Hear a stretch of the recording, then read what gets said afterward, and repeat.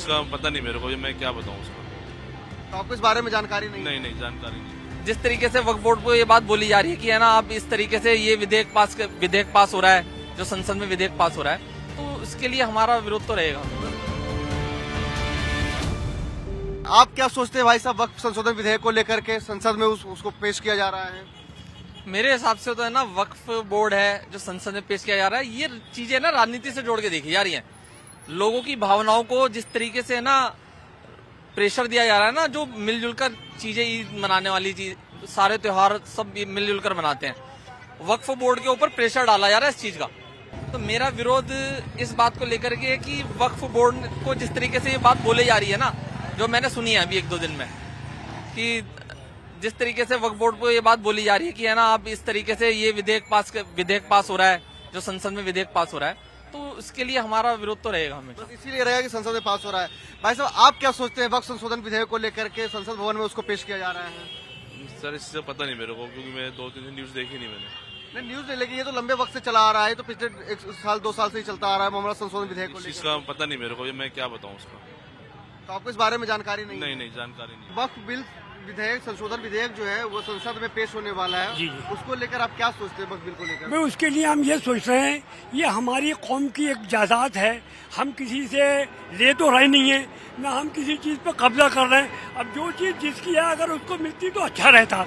हम हुकूमत को बिल्कुल कुछ बुरा नहीं कह रहे, हुकूमत बहुत से कानून बनाती है, हमारे लिए अच्छे होते, जो कानून हमारे लिए तकलीफ देने वाला है हम उसी के लिए बुराई कर रहे हैं।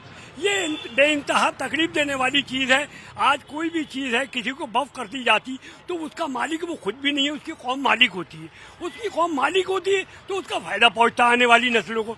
लिहाजा हमारी हुकूमत से इस बात की कोई लड़ाई नहीं है। हम तो कहते हैं बहुत से बिल पास होते, हमारे लिए बिल पास होते, अच्छे होते तो हम उसको अच्छा कहते, पर जो चीज तकलीफ देने वाली भी है तो ऐसे बिल को अगर नापास करें तो अच्छा रहेगा। आने वाली और भी हमारे हिंदुस्तान में एक ऐसे हमारी सब मिलके हम रहते हैं। ये हमारा हिंदुस्तान जो है पूरी दुनिया में एक मिसाल है कि हम गुलदस्ते की तरह रहते हैं, इसमें तमाम कौमें रहती हैं और इतने इत्तेफाक से पूरी दुनिया में कहीं नहीं कौमें रहती जितने इत्तेफाक से हमारे हिंदुस्तान में रहते हैं।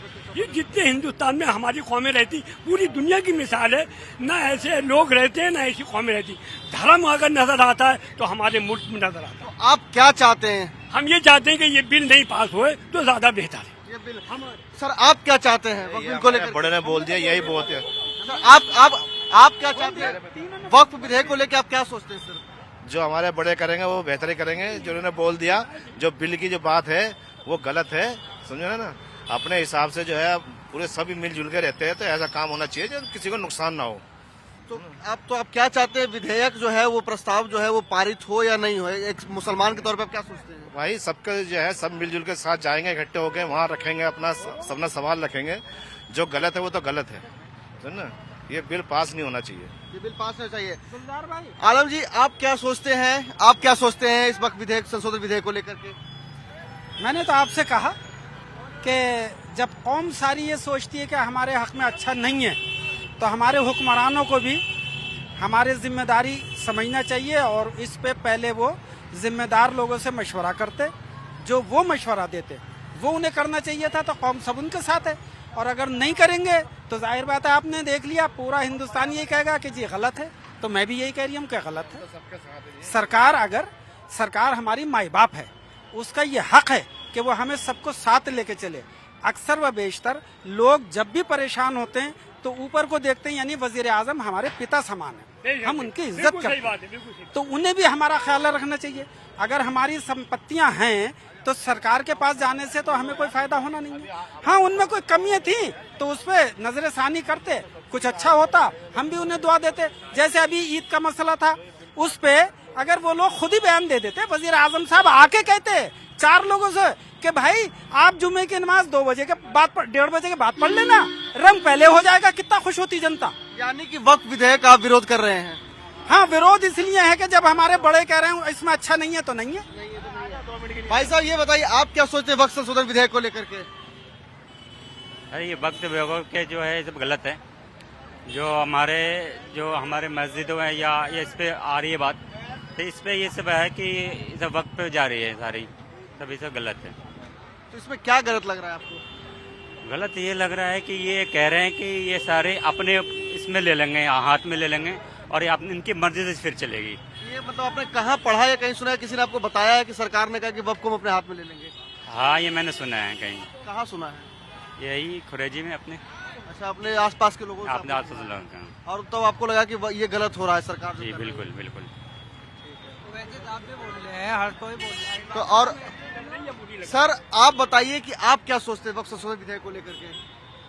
मैं यही सोचता हूँ कि ये वक्फ बिल जो है पार्लियामेंट में अभी पेश नहीं होना चाहिए। इस बिल को गवर्नमेंट के लोगों को, जो बड़े माइनॉरिटी के बड़े लोग हैं, उलमा लोग हैं, उनके साथ बैठ के उस पर बात करें, उसको अपना विचार बताएं और वो भी अपना विचार रखें। उसमें जो भी रद्दोबदल होनी है सही तरीके से बिल पार्लियामेंट में पेश होना चाहिए और सही तरीके से जो पास होगा तो पब्लिक क्यों विरोध करेगी? क्या इससे पहले और किसी बिल में पब्लिक ने विरोध नहीं करा?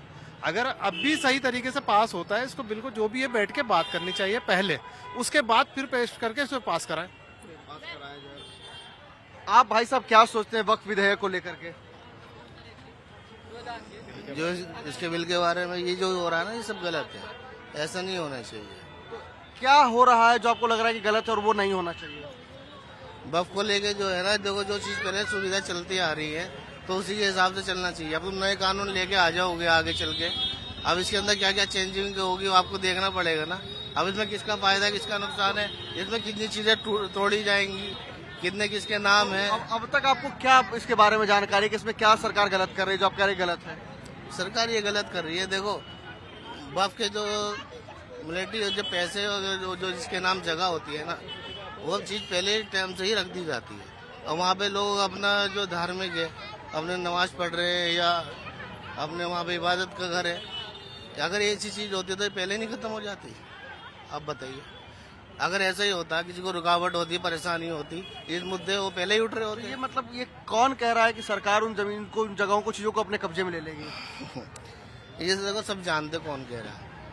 अब ये 2014 से पहले तो कोई हमें नजर तो आता नहीं था, 2014 के बाद हमें बहुत सारी चीजें नजर आती है, इसीलिए विरोध कर रहे हैं। विरोध करना, देखो किसी को शौक तो है नहीं ना, किसी के पास टाइम है जो विरोध करने के लिए बंदा खड़ा हो।